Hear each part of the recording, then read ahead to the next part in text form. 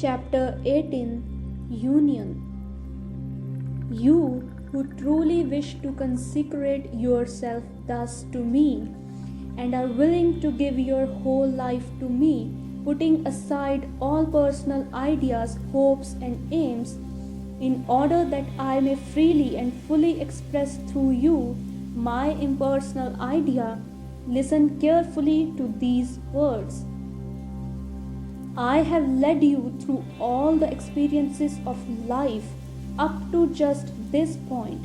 If you are now really ready and willing to serve me and have learned that you of yourself can know nothing and can do nothing, and that I am, and what you call your intelligence and your strength and your substance are really mine, and that it is I who direct all your thoughts and both cause and enable you to do all that you do, then can you comprehend the significance of my words and are quite prepared to obey them. I have hitherto brought to you the experiences that would teach you just these things. But now, if you are ready and worthy, you shall work consciously with me, joyfully yet calmly awaiting each new experience, knowing that in each are contained marvelous expressions of my meaning, which I will make altogether clear to you, and which will more and more bring you into loving, intimate union with me. Thus, all experiences will hereafter be blessings, instead of trials and tests or karmic effects of previous acts. For in each will I disclose unto you glorious visions of my reality, of your own true wonderful self, until you no longer will have any disposition to follow any of the old desires, but will seek only to know my wishes and to please me.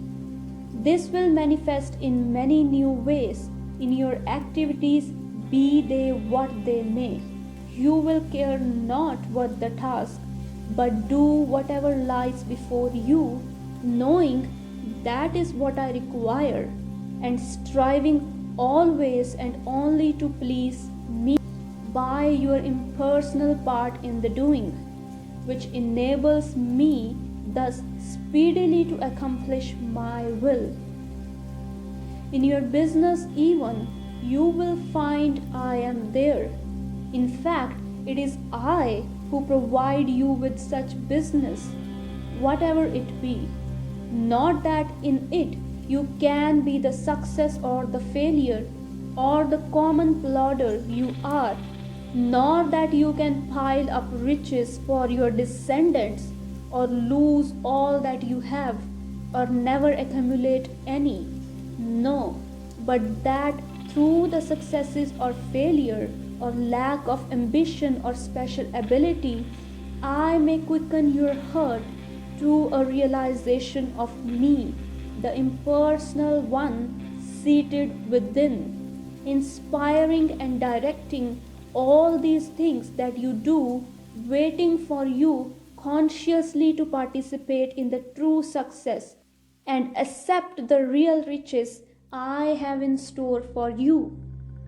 You will then learn that your business or labor or condition of life are but incidents, or the outer vehicles I choose and use to carry you through certain experiences which I deem best adapted to bring you to this realization, and at the same time to quicken in you certain soul qualities that now but imperfectly express.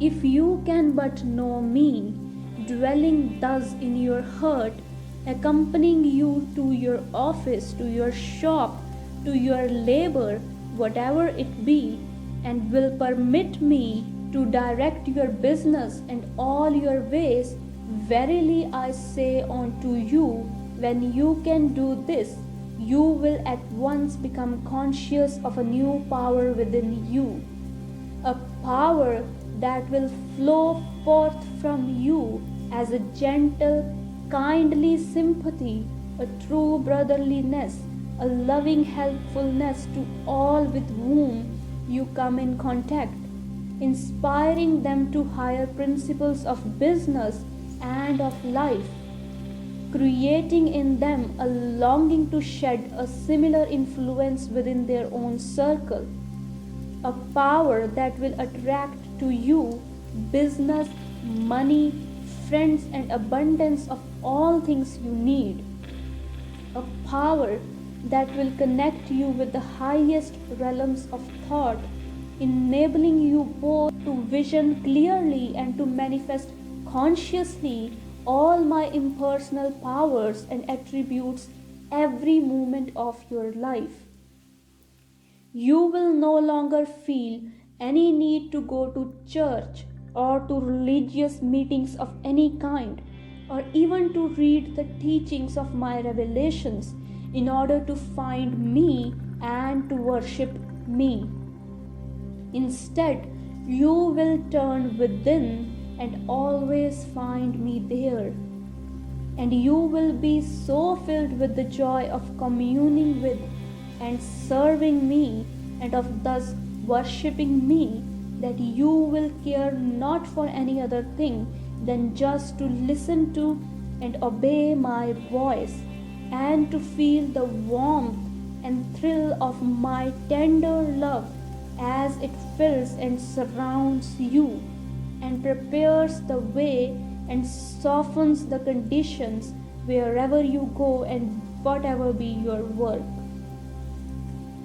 You I will cause to be an uplifting and leavening influence in the community wherever I send you, drawing all men to me to receive my blessing through you, who now are able so to make your personality subservient to my holy impersonality that they forget you and see only me, and feel the quickening of my presence within their own hearts, so that they go forth with a new light in their eyes and the sense of a new purpose in their lives. In your homes particularly will I dwell. Through those nearest you will I teach you many wonderful things, which now you can understand, when before you passionately rebelled against their truth. Through husband, wife, child, brother, sister, parent, will I now be able to develop in you these great qualities: patience, gentleness, forbearance, tongue control, loving kindness, true unselfishness, and an understanding heart. For I will cause you to see that I am deep down in their hearts as I am in yours. Now will you be able to appreciate this and profit by it. When you truly do comprehend this great truth, you will be able to see me in your brother or your wife or your parent or child, appealing to you with loving, joyful eyes when they speak. Instead of blaming them for their seeming mistakes, you will turn within to me, the impersonal one, who will speak through you gentle words of loving kindness, which will immediately soften the hurt of the other and bring you once more together and closer than ever before. For I, the real I in the heart of each, am one and always respond when thus called upon. Yes, if you can but know it, your greatest school and your greatest teacher is in your own home, by your own fireside. Much, very much is reserved for those who can consciously know this and permit me, the impersonal one within, to do the teaching. For I will not only teach you many things through the mouths of those nearest you, but I will teach those others similarly through you. But with this difference, if you are conscious of me and impersonally are resting in me and my wisdom, then you will permit me to inspire your words and to empower your acts. And you will not be concerned about their effects upon others or upon yourself, putting all responsibility upon me. When you can do this, you will marvel at the changes you see taking place, both in your personality and in the personalities of your dear ones, until you are able to see back of their human personalities, me, your own impersonal self, shining out from their eyes.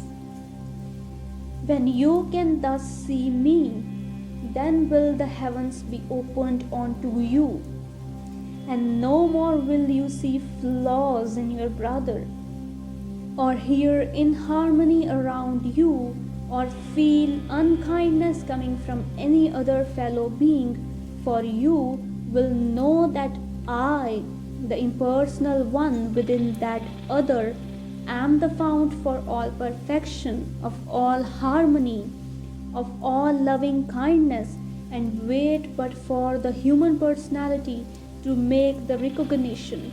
Step submissively aside and let my light shine forth, resplendent in all the glory of my divine idea. Then will you see that all conditions in which I put you are the places I have chosen where you can best serve me. That in all places and in all conditions there is much, very much to do. The more objectionable they are to the personality, the more need there is of my living presence. Wherever you are, when the awakening comes, whatever has been your training, in business, in a profession, in manual labor, in the church, or in the underworld, there lies perhaps your best opportunity to serve. For there you know best the manner and the way. For how can my and your other selves awaken to a knowledge of my presence within without the quickening influence which must first come from without? You who have received must give. You who have been quickened must become the quickener. You must take into this business, into this profession, into this labor, into this underworld. My living presence must open the doors of the saddened and sickened heart and let my light and my healing love pour in. You must supply the leaven that will leaven the lump. If these conditions are to be lifted up, my awakened one must carry to these, my ignorant and betrayed ones, my inspiration, my blessing, my strength, that they can rise up and throw off the influence of the world's ways, can hearken to my voice within, and can hereafter be the master of surrounding conditions and no longer the slave. No condition in life can be lifted up or conquered by running away from it. The divine touch is needed and must be supplied. It can only be supplied by one who has sounded the depths as well as reached the heights of human experience, with me as guide and interpreter. You who read and whose soul comprehends are blessed, and your work lies before you. But you who still hesitate while your personality quakes in fear as the light filters through your clouded intellect, you too will soon partake of my blessings, for I am rapidly preparing you for the joy that awaits. Both you who comprehend and you who fear know that I am even now manifesting my will through you, and the time will surely come when you will know no other will but mine, and when all things you will come to pass, and you will awaken fully from your dream of separation and know me as your real and only self. This will not be until you have given yourself and everything in your life wholly over to me, and there is nothing left in your human personality to attract from others the slightest inharmonious thought or feeling by act or word of yours. Your way then will be one continuous round of blessing.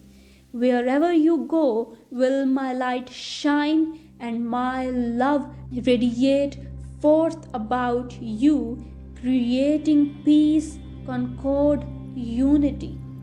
The great thing will be, thou not great but natural, when once you understand that everyone will be better and happier by reason of your appearance in their lives. For the I am in them, while still in the flesh, has found or sensed within you a truly impersonal avenue of expression, and therefore feels, thou not consciously by the personality, the glory and holiness of my impersonal life.